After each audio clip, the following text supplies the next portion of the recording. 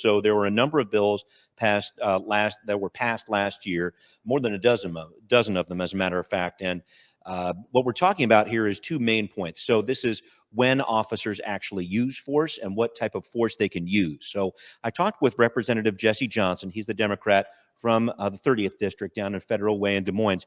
And he's concerned about this because there's this narrative going on right now that there are people who are anti-cop or pro-cop or whatever else. He's really trying to break that down the middle. He's really trying to get to a point where we can actually listen to each other on this topic, talk about the reforms that are needed, but make sure that police are protected too. So let's listen into a little bit about what Jesse Johnson told me earlier this week.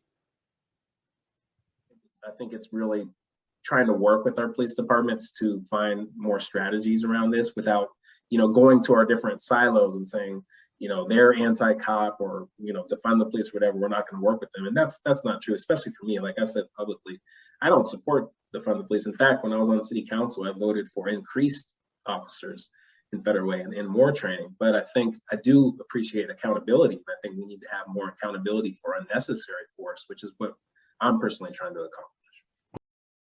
So I think this is the big concern here, Omari, talking about this and making sure that we have a discussion among legislators right now, because the issue that we're seeing among police departments across the state is they're saying, wait a minute, we're not going to get involved in that situation where there's a potential behavioral health crisis. There's no crime being committed. We can't be involved there. Or we're not going to go on that chase involving a car chase, whatever else, because we're not sure if we're able to go or not. So I think they're trying to get this right, at least get some clarification for police departments out there and really try to get real about the reform that's in place. You know what's interesting? And first of all, I want to uplift the fact that you talked to Jesse Johnson. Yeah. Right? Because what we've been seeing here on a lot, and it's a very organized campaign where a lot of other media outlets here in Seattle have been sitting down with police departments and they have a very consistent narrative, but no one else is talking to other lawmakers like Jesse Johnson or people in community. So I'm glad that you made that effort and brought that here so people can know that there is more of a totality of the story and also shatter through these people who just want to polarize it. Yeah. Right?